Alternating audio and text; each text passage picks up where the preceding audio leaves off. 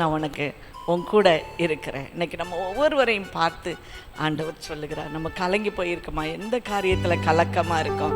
ஐயோ எல்லாரும் விட்டுட்டு போயிட்டாங்களே, ஐயோ எனக்கு யாருமே இல்லையே, எனக்கு யாருமே இல்லையே, இப்படி சொல்லிட்டு இருக்கீங்களா? ஆண்டவர் நம்மை பார்த்து சொல்லுகிறார், யாக்கோபினும் சிறு பூச்சியை நீ கவலைப்படாத. சொல்லலாமா? எல்லாரும் ரொம்ப சந்தோஷமாக இந்த அருமையான வாக்கு தத்தத்தை நம்ம பாடப்போகிறோம்.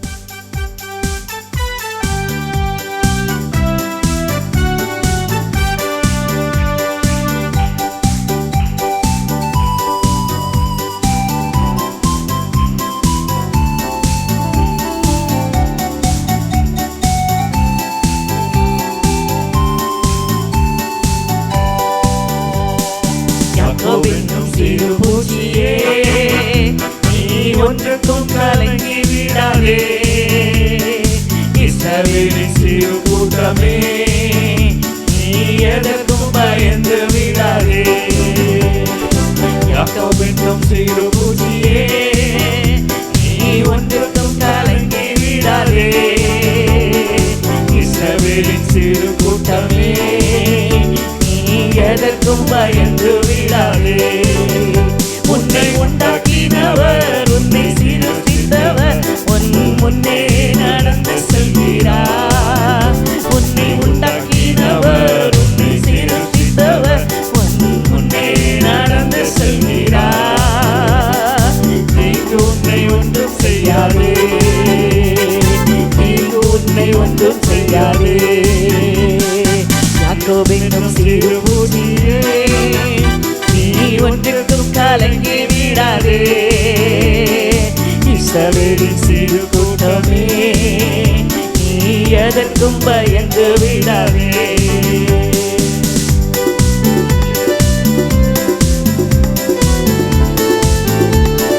எல்லார் கைகளை தட்டி இந்த வார்த்தைக்குள்ள அப்படியே போமா. நம்ம அழைத்தவர் அவர் ஒரு நாள் கைவிட மாட்டார்.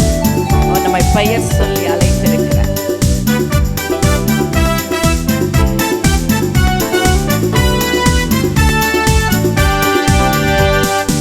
அழைத்தவர் கைவிடுவாரோ, தெரிந்தவர் விட்டிடுவாரோ? அழைத்தவர் கைவிடுவாரோ, தெரிந்தவர் விட்டிடுவாரோ? பெயர் சொல்லி அழைத்த தேவன், பெயர் சொல்லி அழைத்த தேவன் உன்னை மகிமைப்படுத்திடுவார், உன்னை மகிமைப்படுத்திடுவார். உன்னை உண்டாக்கினவர், உன்னை சீர்திருத்தவர் உன் முன்னே நடந்து செல்கிறார்.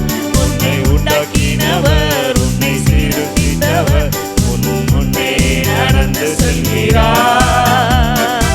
தீங்கு உன்னை ஒன்றும் செய்யாதே, தீங்கு உன்னை ஒன்றும் செய்யாதே.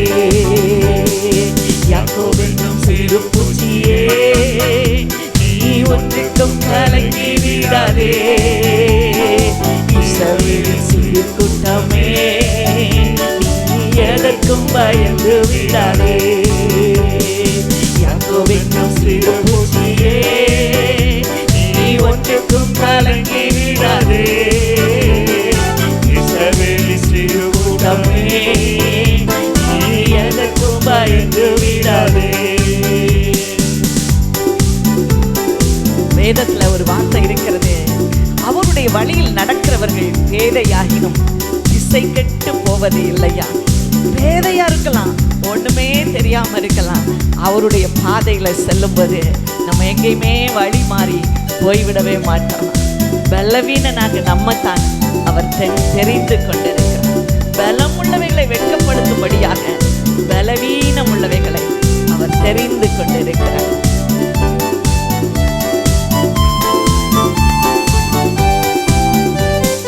பலவீனனாவதில்லை, சுகவீனம் தொடர்வதில்லை. பலவீனனாவதில்லை, சுகவீனம் தொடர்வதில்லை. சாத்தான் உன்னை ஜெயிப்பதில்லை, சாத்தான் உன்னை ஜெயிப்பதில்லை. சாபம் உன்னை அணுகுவதில்லை, சாபம் உன்னை அணுகுவதில்லை.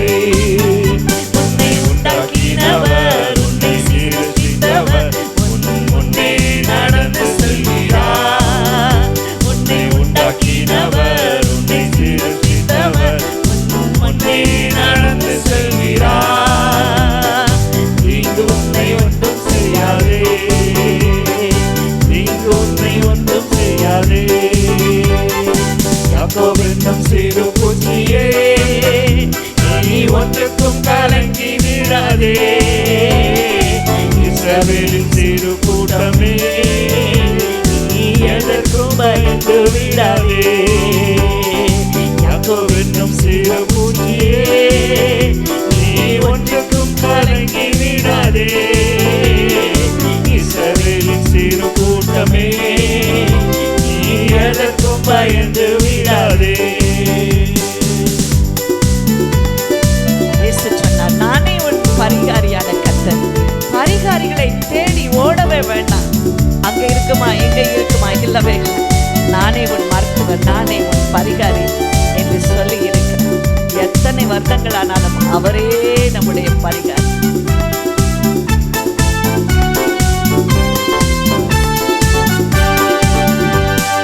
வியாதிகள் வருவதில்லை, பாதைகள் தொடர்வதில்லை.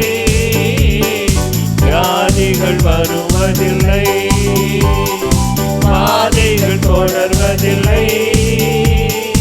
ஆண்டுகள் முடிவதில்லை, ஆண்டுகள் முடிவதில்லை. அவர் கிருபையும் விலகுவதில்லை, அவர் கிருபையும் விலகுவதில்லை. உன்னை உண்டாக்கினவர், உன்னை சிருஷ்டித்தவர் முன்னே நடந்து செல்கிறார். உன்னை உண்டாக்கினவர், உன்னை சிருஷ்டித்தவர் உன் முன்னே நடந்து செல்கிறார். தீங்கு உன்னை ஒன்றும் செய்யாதே, தீங்கு உன்னை ஒன்றும் செய்யாதே. யாக்கோவென்னும் சிறு பூச்சியே, நீ ஒன்றுக்கும் கலங்கி விடாதே. இஸ்ரவேலின் சிறு கூட்டமே, நீ எதற்கும் பயந்து விடாதே. யாக்கோவென்னும் சிறு பூச்சியே, நீ ஒன்றுக்கும் கலங்கி விடாதே. இஸ்ரவேலின் சிறு கூட்டமே, நீ எதற்கும் பயந்து விடாதே. அல்லேலூயா. அல்லேலூயா.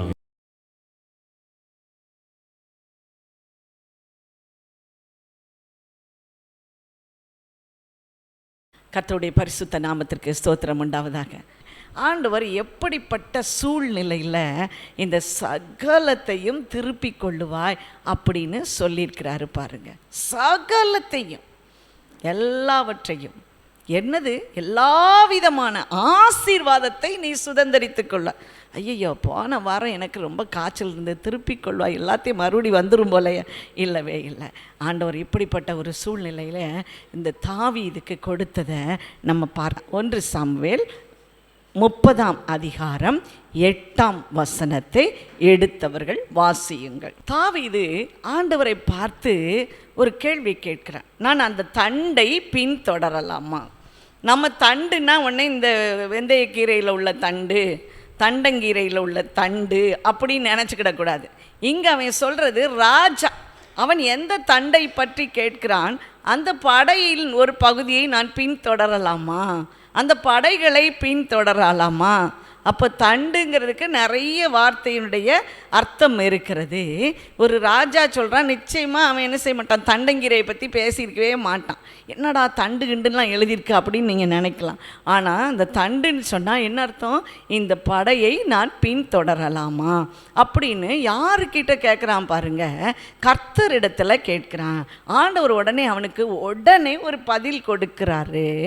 நீ தொடர்ந்து போய் அதை பின்தொடர், நீ அதை பின்தொடர், அதை நீ பிடித்து சகலத்தையும் திருப்பிக் கொள்வாய் என்றார். இப்போ 1 சாமுவேல் 30ஆம் அதிகாரம் 1 சில வார்த்தைகளை, சில வசனங்களை, கண்களை நீங்கள் ஓட விட்டீங்கன்னா அங்கே ஒரு வார்த்தை சொல்லப்பட்டிருக்கும், ஒரு சம்பவம் அங்கே எழுதப்பட்டிருக்கும். தாவீதும் அவனுடைய மனுஷரும் 3ஆம் நாளிலே சிக்லாக்குக்கு சேருகிறதற்கு முன்பதாகவே அமலேக்கியர் வந்து அந்த இடத்தின் மேல் விழுந்து கொள்ளையடித்து அதை அக்கினியினால் சுட்டரித்து அதில் இருந்த ஸ்திரீகளையும் சிறியோரையும் பெரியோரையும் சிறைப்பிடித்து ஒருவரையும் கொன்று போடாமல் அவர்களை பிடித்து கொண்டு தங்கள் வழியே போய்விட்டார்கள். கதை என்ன? சிக்லாக்கிற பட்டணத்தில் அமலேக்கியர் என்கிற படைகள் வந்து எல்லாரையும் பிடித்து கொண்டு, ஒருவரையும் சாவடிக்கலை, எல்லாரையும் பிடித்து கொண்டு போய்விட்டார்கள். இப்போ தாவீது அவன் இன்னும் ராஜாவாகலை. அவனும் அவனுடைய மனுஷரும் பட்டணத்துக்கு வந்தபோது அந்த பட்டணத்தை பார்க்குறான். அது அக்கினினால் சுட்டரிக்கப்பட்டிருக்கிறது. அவனுடைய மனைவிகளும் அவனுடைய குமாரரும் குமாரத்திகளும் சிறைப்பிடித்து கொண்டு போகப்பட்டார்கள். வந்து பார்க்குறான் இப்படிப்பட்ட ஒரு சம்பவம். இப்போது பாருங்கள், 1 சாமுவேல் 30:4 பாருங்கள். அப்பொழுது தாவீதும் அவனோடு இருந்த ஜனங்களும் அழுகிறதுக்கு தங்களில் பலனில்லாமல் போகும் மட்டும் சத்தமிட்டு அழுதார்கள். எல்லாம் போயிடுச்சு, ஐயோ ஒன்றையும் காணுமே, எல்லாம் சுட்டரிச்சு போயாச்சு, என் பிள்ளைகளை காணும், ஒய்ஃபை காணும், எல்லாம் பார்த்து அவன் அப்படியே அவங்களும் எல்லாரும் சேர்ந்து அழுகிறதற்கு பலனில்லாமல் அழுதாங்க. இந்த தாவீது எப்படிப்பட்டவன் பாருங்க. அவன் இளைஞனாய் அவன் சிறு வயதில் இருக்கும் பொழுதே கோலியாத் என்பவனை எல்லா படைகள் பின்னால் நிற்குது. அந்த படைகளால் அந்த கோலியாத்தை வெற்றி பெற முடியவில்லை. ஆனால் இந்த சிறுவன், இந்த வாலிபன் ஒரு கவன் கல்லை எடுத்து கவனில் அந்த கல்லை வைத்து எறிந்து அந்த கோலியாத்தின் நெற்றியிலே உருவ எறிந்து போனான். அவன் மல்லாக்க விழுந்து போனான். அவனுடைய ஈட்டியை எடுத்து அவனையே கொன்று போட்டு ராஜாவின் மருமகனாக மாறினான். பாருங்க, இப்படிப்பட்டவன் இன்றைக்கு அழுகிறான். ஏன்? அங்கே எதிராளி இல்லை. எதிராளி என்ன செய்தான்? எல்லாரையும் பிடித்து கொண்டு போய்விட்டான். அவனுடைய மனைவியையும் பிள்ளைகளையும், வேற யாரை பிடிச்சிட்டு போனாலும் கஷ்டப்பட மாட்டோம். சகோதரிகள் யார் இருந்தாலும் கஷ்டப்பட்டிருக்க மாட்டோம். ஆனால் சொந்த மனைவி, இவனை தவிர வேற யாரும் காப்பாற்ற முடியாது. இவனுடைய பிள்ளைகள், இவனை தவிர வேற யாரும் காப்பாற்ற முடியாது. இவர்கள் எல்லாரும், இவனோடு சேர்ந்தவர்கள், அவர்களுடைய மனைவி பிள்ளைகளையும் பிடித்து கொண்டு போய்விட்டார்கள். அந்த பட்டணத்தை அக்கினியினாலே சுட்டரித்து போட்டார்கள் என்று சொன்னதை பார்த்து அவர்கள் சத்தமிட்டு அழுதார்கள். பலனில்லாத மட்டும் அழுவார்கள். நாமும் கூட இந்த சூழ்நிலையில் கடந்து வந்திருக்கலாம் இல்லையா? நம்ம பலனில்லாதபடி நம்ம எல்லாரும் அழுதுருக்கலாம். பல சந்தர்ப்பங்கள் வந்திருக்கலாம். ஐயோ அவ்வளவுதான், போச்சு, எல்லாம் போச்சுன்னு சொல்லி நம்ம வந்திருக்கலாம். பாருங்க, இப்போது இந்த தொடர்ந்து 5வது வசனத்தை பார்த்தோன்னா, தாவீதின் 2 மனைவிகளும் அவர்கள் சிறை பிடித்து கொண்டு போகப்பட்டார்கள். 1 சாமுவேல் 30:6 பாருங்க. தாவீது மிகவும் நெருக்கப்பட்டான், மிகவும் நெருக்கப்பட்டான். இப்போ பாருங்க, இவன் கூட இருந்தவங்கெல்லாம் பார்க்குறாங்க, என் பிள்ளைகளும் என் மனைவியும் காணோம், இதெல்லாம் யாரால் வந்தது? இந்த தாவீதினால் தான் வந்தது என்று சொல்லி அவனை கல்லெறியதுக்கு முற்பட்டார்கள். பாருங்க, ஒரு பக்கம் தன் சொந்த மனைவி மக்களை இழந்து அவன் சிறைப்பிடித்து கொண்டு போகப்பட்டான். அந்த பட்டணம், அவன் தங்கியிருந்த பட்டணம், அது பிடிக்கப்பட்டு போயிற்று. அவனுடைய உதவி செய்ய வந்த ஆட்களுடைய எல்லாரும் போயிட்டாங்க. மாத்திரம் இல்லை, அவங்க எல்லாரும் குற்றப்படுத்தினாங்க, ஒன்னால தான் இது நடந்தது என்று சொல்லி அவர்கள் என்ன சொன்னார்கள்? அவனை கல்லெறிய வேண்டும் என்று சொல்லி கொண்டார்கள். இப்போ தான் பாருங்கள், ஒரு விசேஷமான இது மாதிரி நமக்கு கூட நிறைய சூழ்நிலைகள் வரும். இந்த தாவீதினுடைய இந்த சம்பவம் நமக்கு ஒரு பாடமாக இருக்கிறது. அந்த 1 சாமுவேல் 30:6 பார்த்தீங்கன்னா, முதல்ல சொல்லப்பட்டிருக்கும் தாவீது மிகவும் நெருக்கப்பட்டான். அந்த வசனத்தின் கடைசி பகுதியில் பாருங்க, தாவீது தன் தேவனாகிய கர்த்தருக்குள்ளே தன்னை திடப்படுத்தி கொண்டான். யாருக்குள்ளே திடப்படுத்தி கொண்டான்? எனக்கு பெரிய ஐஸ்வர்யம் இருக்கு, ஐயோ நான் பெரிய ஆள், இப்போ சொன்னேன்னா அந்த ஊர்லேருந்து ராஜா வந்துடுவான், இந்த ஊர்லேருந்து ராஜா, அப்படியெல்லாம் இல்லை. அவன் கர்த்தருக்குள்ளே தன்னை திடப்படுத்தி கொண்டான். அப்படியா நடக்கு, சரி பார்த்துடலாம் அப்படின்னு சொல்லி கர்த்தருக்குள்ளே அவன் திடப்படுத்தி கொண்டான். இந்த சம்பவத்தை நம்ம தொடர்ந்து கொஞ்சம் பார்த்தோன்னா, அவன் என்ன செய்கிறான் பாருங்கள். பிரதான ஆசாரியனிடத்தில் பார்த்து, ஏபோத்தை என்னிடத்தில் கொண்டு வா என்றான். அந்த ஆசாரியன் அப்படியே ஏபோத் என்கிற ஒன்றை அவனிடத்தில் கொண்டு வந்தான். தொடர்ந்து நம்ம பார்த்தோன்னா, தாவீது கர்த்தரை நோக்கி, நான் அந்த தண்டை பின்தொடர வேண்டுமா என்று கேட்டவுடனே அவர் சொல்லுகிறார், பின்தொடர், அதனாலே நீ சகலத்தையும் திருப்பிக் கொள்ளுவாய். அப்பொழுது தாவீதும் அவனோடு இருந்த 600 பேரும் போனார்கள். அங்கே அந்த ஆற்றுக்கு அருகிலே சிலர் நின்று கொண்டு இருந்தார்கள். இப்போ போகிறவங்க எத்தனை பேர்? 600 பேர். இந்த 600 பேரில் அவன் 400 பேரோடு தொடர்ந்து போகிறான். ஏன்னா 200 பேர் சாப்பிடாதனால ரொம்ப வீக்காக போயிட்டாங்க. இப்போ இந்த வீக்காக போனவங்களெல்லாம் அவங்க என்ன செய்கிறாங்க, அவங்களுக்கு அப்பமும் தண்ணீரும் இந்த ஒரு எகிப்தியன், அப்போ பாருங்கள், கடக்கக்கூடாமல் அவர்கள் நின்று போனார்கள். அப்போ பாருங்கள், அங்கே ஒரு எகிப்தியன் வருகிறான். அந்த எகிப்தியன் 3 நாள் சாப்பிடாமல் இருக்கான். ரொம்ப சோர்ந்து போயிருக்கிறேன். வேறு ஒருத்தனை, ஒரு அந்நியனை கண்டு அவனுக்கு அப்பமும் தண்ணீரெல்லாம் கொடுத்து அவனை என்ன செய்தாங்க, அவனுக்கு நல்ல வற்றல்களெல்லாம் கொடுத்து அவன் சாப்பிட்ட பின்பு அவனுக்குள்ளே உயிர் வந்தது. பாருங்கள், ஆண்டவர் எப்படி கொண்டு வர்றார். அவர் சொன்ன அந்த ப்ராமிஸை ஒரு மனுஷன் மூலமாக எப்படி கொண்டானே, எங்கேருந்து வந்த அப்படின்னு கேட்ட உடனே அவன் சொல்லுவான், நான் போய் சிக்லாக்கில் எல்லாம் எரிச்சிட்டு நாங்கள் வந்தோம், அங்கே எனக்கு சுகமில்லாமல் போயிட்டு, அதனால் நான் என்ன செஞ்சேன், என்னுடைய எஜமானினை கைவிட்டு விட்டு போய்விட்டான். யாரை?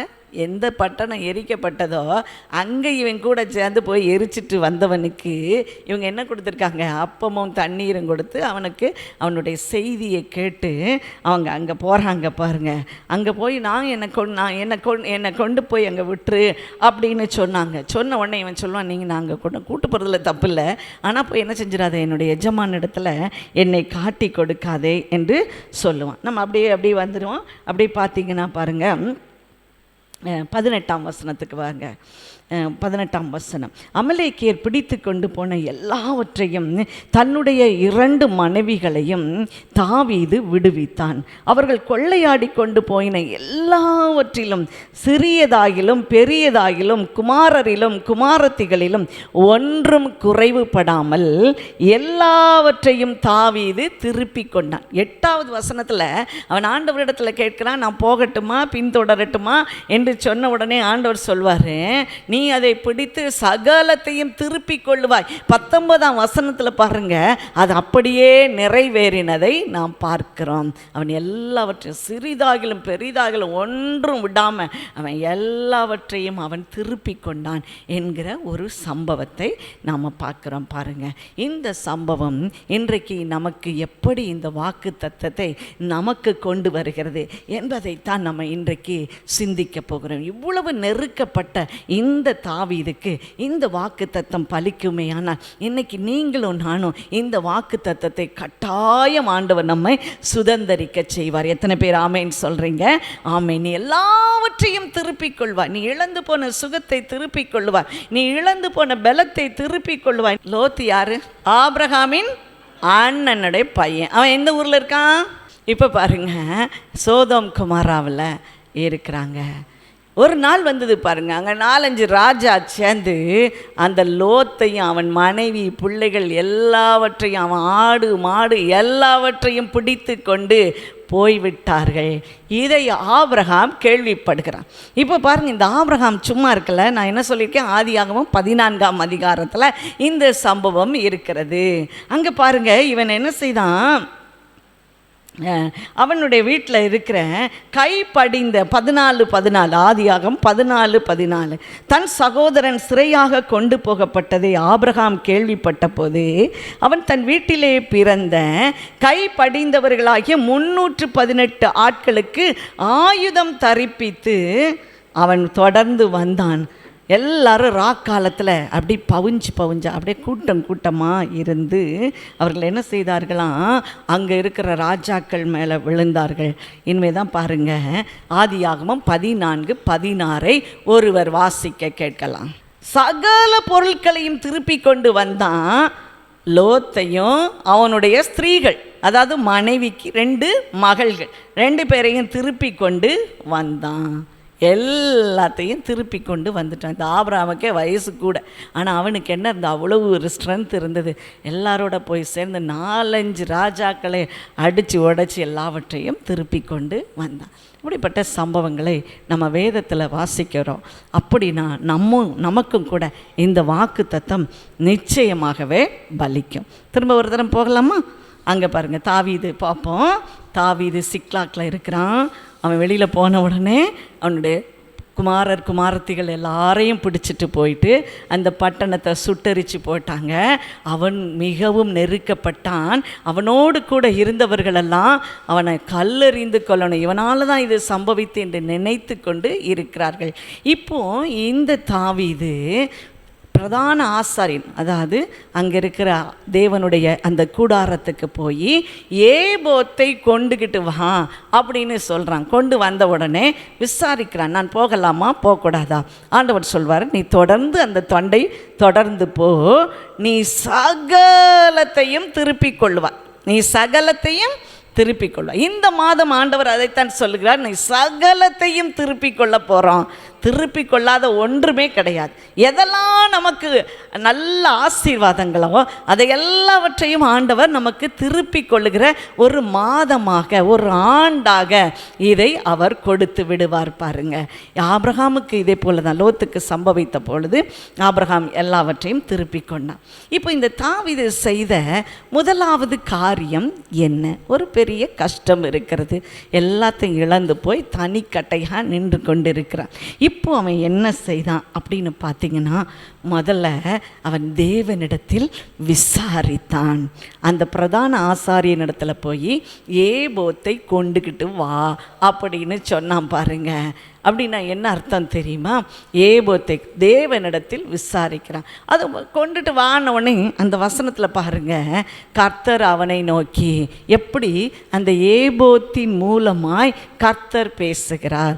ஏபோத்துனா என்ன தெரியுமா? பிரதான ஆசாரியன், அங்கே அங்கே அங்கே வேலை செய்கிற ஆசாரியன், அங்கே இருக்கிற ஹையஸ்ட் ப்ரீஸ்ட், அவர் தான் பிரதான ஆசாரியர், எல்லா ஆசாரியர்களுக்கும் பெரியவர்.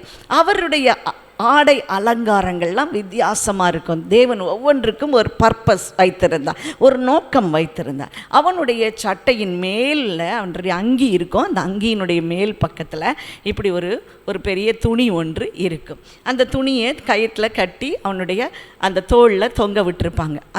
அந்த அதில் என்ன இருக்குன்னா 12 ப்ரெஷியஸ் ஸ்டோன்ஸ், விலை உயர்ந்த கற்கள் அதிலே பதிக்கப்பட்டிருக்கும். இவன் எப்பொழுதெல்லாம் தேவ சமூகத்துக்குள்ளே போகிறானோ அப்பொழுதெல்லாம் அதை அணிந்து கொண்டு போகணும்.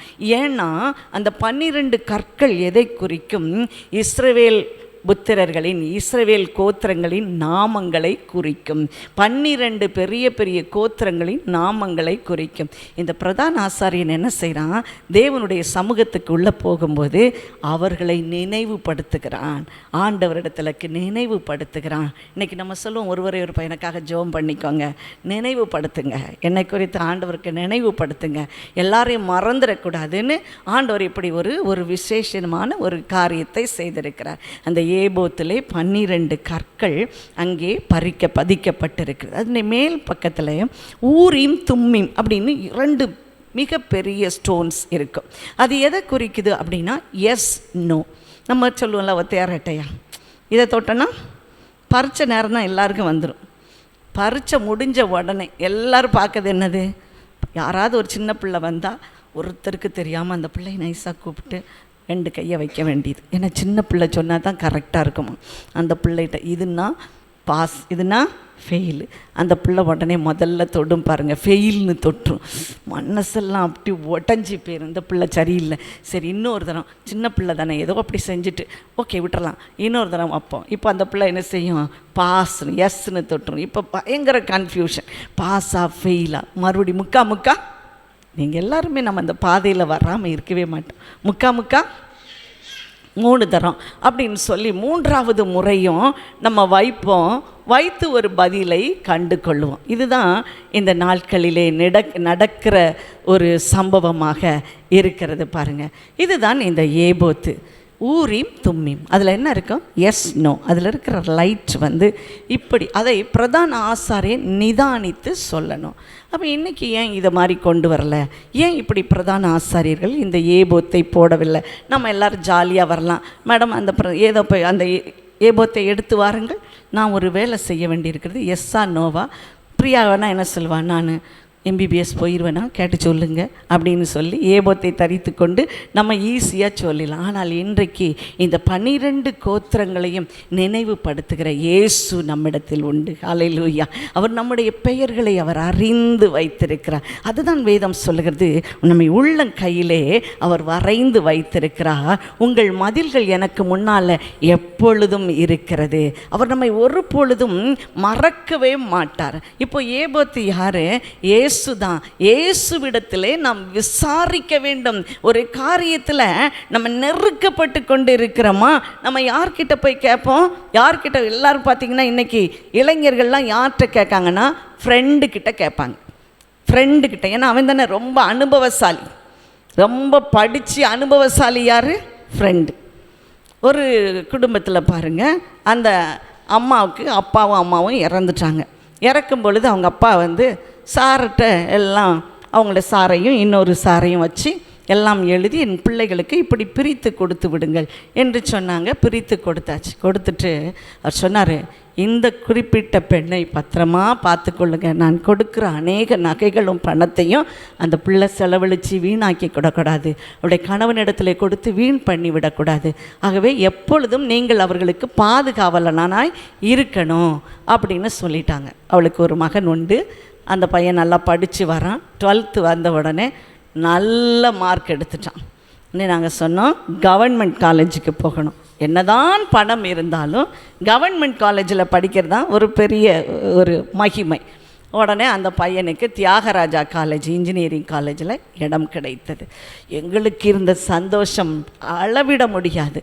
ஆக நல்ல ஒரு ஸ்கூல், நல்ல ஒரு காலேஜில் மெக்கானிக்கல் இன்ஜினியர் கிடச்சிருக்கு. ரொம்ப சந்தோஷப்பட்டோம். உடனே நாங்கள் சொன்னோம் பையன்கிட்ட, நல்லா அங்கே நல்லா படிப்பா, ரொம்ப சீப் அண்ட் பெஸ்ட், நல்லா படிக்கலாம், உனக்கு முடித்த உடனே வேலை கிடச்சிரும். கொஞ்ச நாள் ஆச்சு, உங்கள் அம்மா ஃபோன் பண்ணாங்க. அவன் இல்லை, அவன் கோயம்புத்தூரில் ஒரு சின்ன காலேஜ் இருக்கு, அந்த காலேஜில் தான் அவன் சேரணும்னு ஒத்தப்படியாக இருக்கிறான். என்னென்னா அவன் ஃப்ரெண்ட்ஸ்லாம் சொன்னாங்களாம், எந்த காலேஜோட அதுதான் நல்லா இருக்கும்ட்டு. யார் சொன்னால்? ஃப்ரெண்ட்ஸ். அதுக்கே முளைச்சி 3 இலை வரல. அது எடுத்த மார்க்கெல்லாம் சப்ப மார்க்கு. அது போகிறது இப்படி சப்ப காலேஜுக்கு போகுது. இது என்ன செய்யுது? போகும்போதே 4 நட்சத்திரத்தை இழுத்துக்கிட்டு தான் போகும். ஒன்று விழும்போது கீழே விழாது, தனியாக விழாது. என்ன செய்யும்? 4 இழுத்துக்கிட்டு போயிடும். நாங்கள் என்னெல்லாமோ சொல்லி பார்க்குறோம். ஆனால் பாருங்கள், இன்றைக்கி அந்த ஒரு சின்ன காலேஜில் எவ்வளவோ பணத்தை கொடுத்து போய் படிக்க வேண்டிய ஒரு விதி இருக்குது பாருங்கள் இன்றைக்கு. ஆனால் இப்படிப்பட்ட ஒரு காரியம் வரும்போது நம்ம என்ன செய்யணும்னா, ஆண்டவருடைய சித்தத்தை அறிய நம்ம முற்பட வேண்டும். வாசிக்கலாமா? ரோமர் 12:2. ரோமர் 12:2. உங்கள் மனம் எப்படி இருக்கணும்? புதிதாகணும்னா அவருடைய பரிபூர்ண சித்தம் இன்னதென்று அறிந்து கொள்ளணும். எந்த ஒரு காரியத்தினாலும் நம்ம ஆண்டவரிடத்தில் கேட்கணும், இது சரியாக வருமா, சரியாக வராதா? ஒரு திருமண காரியமாக இருக்கட்டும், ஒரு வேலையாக இருக்கட்டும், எந்த ஒரு காரியம் நமக்கு ரொம்ப கஷ்டமாக இருக்குது, டெசிஷன் எடுக்க முடியல, அல்லது டெசிஷன் எடுக்க வேண்டிய ஒரு சூழ்நிலை இருக்கும் பொழுது நம்ம என்ன செய்யணுமா? ஆண்டவரிடத்தில் கேட்கணும்னு சொல்லியிருக்கு. நீங்கள் மதியற்றவர்களாக இராமல் கர்த்தருடைய சித்தம் இன்னதென்று அறிந்து கொள்ளுங்கள். இன்றைக்கு உலகத்தில் எவ்வளவோ நாலெட்ஜபிள் பர்சன்ஸ் இருப்பாங்க. தன்னுடைய சுய சிந்தனையின்படி பழைய எக்ஸ்பீரியன்ஸை வச்சு அவங்க ஒரு டெசிஷன் எடுக்கலாம். ஆனால் கர்த்தரிடத்தில் கேட்கும் பொழுது அவர் எல்லாவற்றையும் அறிந்தவர், நம்மை காட்டிலும் ஞானம் உள்ளவர். பாருங்கள், இப்படித்தான் ஒரு சம்பவம் ஆதியாகமம் 25ஆம் அதிகாரத்தில் நாம் பார்க்குறோம். எல்லாம் முடிஞ்சதும் நிச்சயமாய் நம்ம ஜெபம் பண்ணி நம்ம அனுப்ப போகிறோம். அதுக்கு முன்னால் இந்த வசனத்தை கேட்கும் பொழுது என்ன நடக்கும்? ஏன் நம்ம வசனத்தை இப்படி ப்ரீச் பண்ணி கொண்டு இருக்கிறோம் அப்படின்னு சொன்னால், நம்ம நடக்க வேண்டிய வழியை கர்த்தர் காட்டுவார். இந்த மாதம் என்ன சம்பவிக்க போகிறது என்பதெல்லாம் அவர் நமக்கு சொல்லி அந்த வாக்கு தத்தத்தை நிறைவேற்ற அவர் உண்மை உள்ளவராக இருக்கிறார். ஒரு மனுஷன் கூட பாருங்கள், ஒரு ப்ராமிஸ் பண்ணணுன்னா அதை எப்படியாவது செய்திருவான். ஒரு ப்ராமிஸ் பண்ணோன்னா எப்படியாவது செஞ்சிருவான். அப்போது தேவன் ஒரு ப்ராமிஸ் கொடுத்தாருன்னா செய்வாரா, செய்ய மாட்டாரா? நிச்சயமாய் செய்வார். இன்னைக்கு என்ன ப்ராமிஸ் கொடுத்துருக்கிறாரு? நீ சகலத்தையும் திருப்பிக் கொள்வாய். நீ இழந்து போன சுகத்தை திருப்பிக் கொள்வாய். நீ இழந்து போன ஐஸ்வர்யத்தை திருப்பிக் கொள்வாய். நீ இழந்து போன எல்லாவற்றையும் திருப்பிக் கொள்வாய். ஆதியாகமம் 25ஆம் வசனத்தில் 25ஆம் அதிகாரத்தில் நீங்கள் பார்க்கணுங்கன்னா 21-22 ஈசாக்கு தன்னுடைய மலடியாய் இருந்த மனைவிக்காக ஜெபம் பண்ணினான். அவள் கர்ப்பம் தரித்தாள். அவளுடைய கர்ப்பத்திலே 2 பிள்ளைகள் தோன்றிற்று. அந்த 2 பிள்ளைகளும் ஒன்றோடொன்று மோதி கொண்டிருந்தது. அப்பொழுது இந்த மனைவியான ரெபெக்காள் என்ன செய்தா தெரியுமா? அவள் கர்த்தரிடத்தில் விசாரிக்கும்படியாக போனாள். இந்த பிள்ளைகளுக்கு என்ன சம்பவிக்கும்? உள்ள வயிற்றுக்குள்ள ஒரு பெரிய போராட்டம். இப்போ இந்த பிள்ளைகளுக்கு என்ன சம்பவிக்கும் என்பதை விசாரிக்க போனாள். இன்னைக்கு நம்ம கூட அப்படித்தான், ஒரு பிரச்சனை வரும்போது கர்த்தரிடத்தில் நீங்கள் விசாரிக்க வந்துட்டீங்களா, கர்த்தர் உங்களை சரியான பாதையில் நடத்துவார். நான் ஏற்கனவே ஒரு வார்த்தையை சொன்னேன், பேதையானாலும் கர்த்தருடைய வார்த்தையின்படி நடக்கிறவர்கள் திசை கெட்டு போவதே இல்லை, திசை கெட்டு போவதில்லை. ஒரு எக்ஸ்பீரியன்ஸ் எனக்கு உண்டு பாருங்கள். என்னுடைய ஒரு ஸ்டூடெண்ட் என்ன சொல்லி கொடுத்தாலும் அவனுக்கு புரியவே புரியாது. அப்படி என்னையே பார்த்துட்டே இருப்பான். முடிஞ்சதும் கிளாஸ்லாம் முடிஞ்சதும் என்ன எல்லாம் புரிஞ்சிருச்சான்னு ஒன்றுமே புரியலை மேடம், நீங்கள் இவ்வளோ நேரம் என்ன சொன்னீங்க, உங்கள் வாயே தான் பார்த்துக்கிட்டு இருந்தேன் அப்படின்னு சொல்லுவான் பாருங்கள். என்னடா இது, இவ்வளவு நேரம் நம்ம உயிரை கொடுத்து சொல்லி கொடுத்து ஒன்றுமே படிக்க முடியலாமா? அவனுக்கு நிறைய பிரச்சனைகள், அவனுடைய வாழ்க்கையில் ஒரு போராட்டங்கள் இப்படிலாம் இருந்ததுனால அவன் என்னெல்லாம் படிக்கிறானோ அதெல்லாம் மறந்து போயிடும். அதெல்லாம் அவன் அப்பவும் சொல்லுது, எங்கள் அப்பா எனக்கு ரொம்ப செலவழித்து என்னை படிக்க வைக்கிறாரு, நான் அவருக்கு உண்மையாக இருக்கேனா, என்னால் ஒன்றுமே படிக்க முடியல. நாங்கள் ஜெபம் பண்ணி அவனுக்கு ஜெபம் பண்ண கொஞ்சம் இது வந்தது. அவன் பரீட்சையில் பாஸ் பண்ணினா, பிஇ முடிச்சிட்டான்.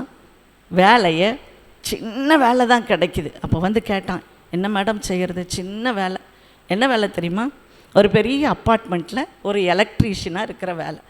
ஒரு பெரிய அப்பார்ட்மெண்ட்டில் எவ்வளோடா ரூபா சம்பளம் தருவாங்க? 6000. இப்போ நான் சாப்பிடணும், எனக்கு இந்த 6000 மிக தேவை. சரி, அந்த வேலையில் உட்காந்துக்கோ. இருந்தான். அவனோட படித்தவங்கள்லாம் வேறு வேலைக்கு போகும்போது எனக்கு ரொம்ப மனத்தாங்கலாக இருக்கும். எனக்கு வேறு வேலையே கிடைக்கல, இங்கிலீஷ் பேச தெரியல, எனக்கு சப்ஜெக்ட் தெரியலை, ஒன்றுமே தெரியலை, எனக்கு இதுதான் லாயக்கு, பார்த்துக்கோங்க. சரி, நீ அங்கே இரு, உனக்கு எது பிடிச்சிருக்கோ, உனக்கு எது இருக்கோ அங்கே இரு. 10,000 ஆச்சு, 12,000 ஆச்சு. அதுக்கு மேலே அங்கே கொடுப்பாங்களா? திடீர்னு ஒரு நாள் ஃபோன் பண்ணான், மேடம் என்ன ஏரோப்ளைன்லாம் இறங்குற ஏரோட்ராமில் வேலை கிடச்சிருக்கு. ஹல்லேலூயா. எங்கே பாருங்கள், ஏரோட்ராமை கட்டுற வேலை எனக்கு கிடச்சிருக்கு. என்னென்னா, அந்த அப்பார்ட்மெண்ட்டில் ஒருத்தர் இருக்கார், அவர் தான் அங்கே இருக்கிற எல்லாவற்றையும் கான்ட்ராக்ட் எடுக்கிறவர். அவர் எனக்கு ஒரு வேலையை போட்டு கொடுத்து, தம்பி நீ இங்கே ஒரு சின்சியராக இருந்த, அதனால் அங்கேயும் சின்சியராக இருப்பேன். இன்றைக்கி ஒரு நாள் இப்போ எங்கே இருக்கான்னு தெரியுமா? டெல்லிக்கு மேலே இருக்கிற ஒரு இடத்துல இருக்கிறான். அங்கேருந்து ஃபோட்டோ போட்டு பாருங்கள், நான் எவ்வளோ உயரமான ஒரு இடத்துல இந்த கட்டடத்தெல்லாம் கட்டுவதற்கு இன்ஜினியராக என்னை வச்சுருக்காங்க. நீங்கள் ஒரு வார்த்தை சொல்லுவீங்க, பேதையானாலும் அவருடைய வழியிலே நடக்கிறவர்கள் திசை கெட்டு போவதே இல்லை. இன்றைக்கி பாருங்கள், நான் பேதையாக இருந்தேன், ஒன்றுமே படிக்க தெரியாது, இங்கிலீஷ் தெரியாது. இன்றைக்கி நான் இங்கிலீஷ் பேசுகிறேன், ஹிந்தி பேசுகிறேன், தெலுங்கு பேசுகிறேன், மலையாளம் பேசுகிறேன். எனக்கு கீழே இருக்கிற எல்லாருக்கூடையும் பேசுவதற்கு எனக்கு ஆண்டவர் ஞானத்தை கொடுத்தார். பாருங்கள், தேவனிடத்தில் விசாரித்தான். இரண்டாவதாக பாருங்கள், ஆண்டவர் சொல்கிறாரு, நீ அந்த அந்த படையை பின்னால் போன்னு சொன்னார். இவன் செயல்பட்டான். நம்ம எல்லாம் ஆண்டவர் சொல்லிட்டாருன்னு உட்கார்ந்துட்டு இருக்கக்கூடாது. we have to react. அவர் என்ன சொல்கிறாரோ அதை அப்படியே கேட்கணும். பாருங்கள், இது எப்படி இருந்ததுன்னா, ஆதியாகமம் 6ஆம் அதிகாரத்தில் நோவா என்பவனை பார்த்து, மழையே இல்லை, ஆண்டவர் சொல்வார், ஒரு பேழையை உண்டு பண்ணு, நான் மழையை கொண்டு வரப்போகிறேன், எல்லா உயிரினங்களையும் அந்த பேழைக்குள்ளே ஏற்றிக்கொள் என்று சொல்லுவார். இவனும் அப்படியே செய்வான். மழை இருக்காது. ஊரில் உள்ளவெல்லாம் சொல்லுவான், இவன் லூஸா, மழையே இல்லை, ஒரு பெரிய பேழையை கட்டிக்கிட்டு இருக்கான். ஒரு நாள் வந்தது, மழை தொடர்ந்து பெய்ய ஆரம்பித்தது, மாதக்கணக்காக பெய்தது. எல்லாரும் ஓடி அந்த பேழைக்குள்ளே ஏறும்படியாக வராங்க. ஆனால் இவன் மனம் மாறிடக்கூடாதுன்னு இயேசு என்ன பண்ணார், ஆண்டவர் என்ன பண்ணாராம், அந்த பேழைக்குள்ளே எல்லாரும் ஏறின உடனே, இவன் குடும்பத்தார் ஏறின உடனே வெளியில் பூட்டிட்டார். இப்போ இவனே நினச்சாலும் என்ன செய்ய முடியாது, திறக்க முடியாது. இதுதான் இன்றைக்கு சம்பவிக்கிறது. ஆண்டவர் ஒரு நாள் வாங்க வாங்கன்னு எல்லாரையும் கூப்பிடுவார். வாங்க வந்து ஏறிக்கோங்க, எல்லாரும் வாங்க, அவ்வளவுதான். ஒரு நாள் அவர் பூட்டி விடுவார். ஒருவராலும் அங்கே வர முடியாது. வானத்திலிருந்து கந்தகமும் அக்கினியும் வந்து விழும். அன்றைக்கு நம்ம நிர்கதியாய் நிற்போம் பாருங்க. அதுதான் அப்படி செயல்பட்டான் பாருங்க. இவனும் உடனே என்ன செஞ்சான், சொன்னபடி அந்த படைக்கு பின்னால் இந்த தாவீது போனான். கடைசியாக முதல்ல பாருங்கள் அவன் என்ன செஞ்சான் அப்படின்னு பார்த்தீங்கன்னா, முதல்ல அவன் ஆண்டவரிடத்தில் விசாரித்தான், இரண்டாவது செயல்பட்டான், மூன்றாவதாக கடைசியாக என்ன செய்கிறான் பாருங்கள், அவன் வெற்றி பெற்றான். அந்த வாக்கு தத்தத்தை அவன் பெற்றுக்கொண்டான். நீ சகலத்தையும் திருப்பிக் கொள்வாய். 1 சாமுவேல் 30:19 சொல்லுகிறது. அவன் ஒன்றும் குறைவுபடாமல் எல்லாவற்றையும் திருப்பி கொண்டான். ஒருவர் இங்கே வந்தார். அவர் என்ன வேலை செய்தார்னா, அவர் பாருங்கள், ஒரு சின்ன ஒரு பாத்திரங்கள்லாம் செய்வோம்ல, அந்த ஃபேக்ட்ரி வச்சுருந்தார். அந்த ஃபேக்ட்ரி நல்லா ஓடிச்சு, எல்லாம் இருந்தது. ஒரு நாள் எல்லாவற்றையும் கடன் கொடுத்து எல்லாம் இழந்து போனார்.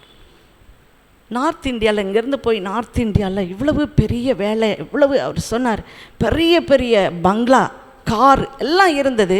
ஆனால் இப்பொழுது ஒரு நாள் திருநெல்வேலியில் வந்து ஒரு டீ கடையில் டீ குடிச்சிட்டு இருந்திருக்கேன்.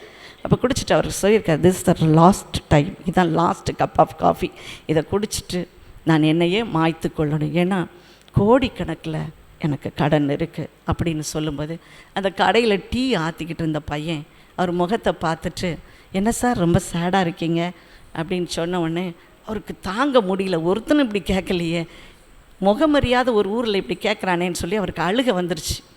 உடனே சொன்னேன், பரவாயில்ல, நீங்கள் இன்னொரு டீ குடிச்சிட்டு சொல்லுங்கள், அவர் சொல்லியிருக்கிறாரு. உடனே அவன் நேரம் இங்கே கூட்டிகிட்டு வந்தான். எனக்கு என்னென்னு புரியல மேடம், ஜோம் பண்ணி அனுப்புங்க. சரி, ஜோம் பண்ண ஆரம்பித்தோம். என்ன நடந்தது தெரியுமா? ஆண்டவர் சொன்னார், சகலத்தையும் நான் கொடுப்பேன், திரும்ப கொடுப்பேன். ஏன் தெரியுமா? இந்த மனிதன் உண்மையுள்ள மனிதன். இந்த மனிதன் யாரையும் ஏமாற்றணும்னு நினைக்கல. கோடிக்கணக்கில் இருந்தால் கூட அந்த பணத்தை திரும்ப கொடுக்கணும். அவர் ஒரு கிறிஸ்தவர் அல்ல, அவர் ஒரு கிறிஸ்தவர் அல்ல. ஆனால் அவருடைய எண்ணம் எப்படி இருந்தது? ஒரு நல்ல மனது. நான் சொன்னேன், கட்டாயம் இயேசுவை விசுவாசிங்க, அவர் உங்களுக்கு கொடுக்க போகிறார். அவருக்கு ஆச்சரியம். அம்மா, உங்களுக்கு புரியல, எவ்வளோ கோடிக்கணக்கில் இந்த கடனெலாம் அடைக்கவே முடியாது. உங்களுக்கு புரியல நான் சொல்கிறது. நீங்கள் டீச்சர், நீங்கள் ஒரு பேராசிரியர். எங்கள் சிச்சுவேஷன் வேறு மாதிரி இருக்கும். எங்களுக்கு நிறையா இருக்கும். நாங்கள் கப்பலில் போய் அங்கே நாங்கள் பிஸ்னஸ் டீல் பண்ணுவோம், ஃப்ளைட்டில் போய் வேறு ஒரு கண்ட்ரியில் பிஸ்னஸ் டீல் பண்ணுவோம். உங்களுக்கு இது புரியாது. ஆகவே இதெல்லாம் அடைக்க முடியாது. இன்றைக்கி என்னை எவனாவது கண்டுபிடிச்சான்னா என்னை கொன்று போட்டுட்டு தான் வேற பார்ப்பான். அதனால் ஆண்டவர் சொன்னார், இல்லைப்பா, நீ திரும்ப ஒன்று செய்ய போகிற. என்ன செய்யணும் தெரியுமா? பாத்திரத்தை வாங்கு. உனக்கு தெரிஞ்ச கடை என்னது? பாத்திர கடை தான். சின்ன பாத்திரத்தை வாங்கு, தெருவாக விற்கப்போ, சும்மா வெக்கத்தை விட்டு விற்கப்போ, ஆண்டவர் ஒரு அற்புதத்தை செய்வார். அவன் சொன்னான், பித்தளை பாத்திரத்தை நான் வாங்குறேன்னா அது என்ன தங்க பாத்திரமாக மாற்றிடுவார்? அது என்ன தங்க பாத்திரமாக மாற்றிடுவார்? எனக்கு தெரியாது, ஆண்டவர் இதான் சொல்லியிருக்கேன். அந்த மனுஷன் பாருங்கள், அதை அப்படியே இம்ப்ளிமெண்ட் பண்ணார். வெக்கமாக தான் இருந்திருக்கும். எந்த இடத்துல பெரிய பெரிய கடை வச்சுருக்கிற இடத்துல நீ போய் வீடு வீடாக எப்படி நீ விற்றுருப்ப? அந்த சிச்சுவேஷனை யோசித்து பாருங்கள். சில மாதங்கள் வருடங்கள் ஆயிடுச்சு. ஒரு நாள் வந்தார், சொன்னார், ஆச்சரியத்துலேயும் ஆச்சரியம், இந்த கடனெல்லாம் எப்படி போச்சுன்னு எனக்கு தெரியல. எல்லா கடனையும் அடைத்து மீண்டும் அதே போன்று வீடு, அதே போன்று காரு, எல்லாவற்றையும் வாங்கி எந்த பட்டணத்தில் கூனி குறுகி நின்றனோ அங்கே ஆண்டவர் என்னை ஆசீர்வதித்திருக்கிறார். அல்லேலூயா. இன்றைக்கி இப்படி நீங்கள் வந்திருக்கீங்களா? நீங்கள் சகலத்தையும் திருப்பி கொள்ள போகிறீங்க. ஏன் தெரியுமா? நீங்கள் கர்த்தரிடத்தில் விசாரிக்கிறீங்க. எந்த மனுஷன்ட்டே போய் பார்த்த நாளெல்லாம் விட்டுட்டு இப்போ நீங்கள் வந்திருக்கிற இடம் தேவ சித்தத்தை அறிகிற இடம். தேவனே அதை செய்ய போகிறார். எல்லாவற்றையும், இழந்த சுகம், இழந்த ஞானம், இழந்த எல்லாவற்றையும் அவர் திரும்ப கொடுப்பார். என் வாழ்க்கையில் திரும்ப கொடுத்திருக்கிறார். இன்றைக்கு நான் சாட்சி, உங்களையும் அப்படி சாட்சியாய் மாற்றுவார். நீ சகலத்தையும் திருப்பிக் கொள்ள. அப்படி எல்லாரும் எழுப்பலாமா? ஒரு நிமிடம் மாத்திரம் நாம் ஜெபிக்க போகிறோம். அன்பு தகப்பனே, வந்திருக்கிற ஒவ்வொருவரையும் ஆசீர்வதிங்கப்பா. நீ சகலத்தையும் திருப்பிக் கொள்ளுவாய் என்று சொன்னீரே, அவ்விதமாய் இந்த மக்கள் ஒவ்வொருவருக்கும் இழந்து போன சுகம், இழந்து போன பலம், இழந்து போன ஐஸ்வர்யம், இழந்து போன கனம், இழந்து போன நம்பிக்கை இல்லாத சூழ்நிலை எல்லாவற்றையும் மாற்றி ஆசீர்வாதத்தின் பாத்திரமாய் மாற்றுங்கப்பா. எந்த இடத்துல வெட்கப்பட்டாங்களோ அதே இடத்துல உயர்த்தி ஆசீர்வதிங்க. ஒவ்வொருவர் மேலும் இயேசுவின் ரத்தம் தெளிக்கிறோம். ஒவ்வொரு வாகனத்தின் மேலும் இயேசுவின் ரத்தம் தெளிக்கிறோம். ஒவ்வொரு வீட்டின் மேலும் இயேசுவின் ரத்தம் தெளிக்கிறோம். வாதை கூடாரத்தை அணுகாதபடி காத்துக்கொள்ளும். இயேசுவின் நாமத்தினாலே ஜெபிக்கிறோம் பிதாவே, ஆமென். நம்முடைய கர்த்தராகிய இயேசு கிறிஸ்துவின் கிருபையும் பிதாவாகிய தேவனுடைய அன்பும் பரிசுத்த ஆவியானவருடைய அந்யோன்ய ஐக்கியம், சமாதானம், சந்தோஷம் நம்ம அனைவருடைய போதைக்கு இருப்பதாக. ஆமென். ஆமென். என் ஆத்மாவே கர்த்தரை ஸ்தோத்தரி, என் முழு உள்ளமேருடைய பரிசுத்த நாமத்தை ஸ்தோத்தரி. என் ஆத்மாவே கர்த்தரை ஸ்தோத்தரி, கர்த்தர் செய்த சகல உபகாரங்களை மறவாதே. ஆமென். அல்லேலூயா, அல்லேலூயா, அல்லேலூயா. கர்த்தர் உங்களை சீயோனிலிருந்து ஆசீர்வதிப்பார். God bless you.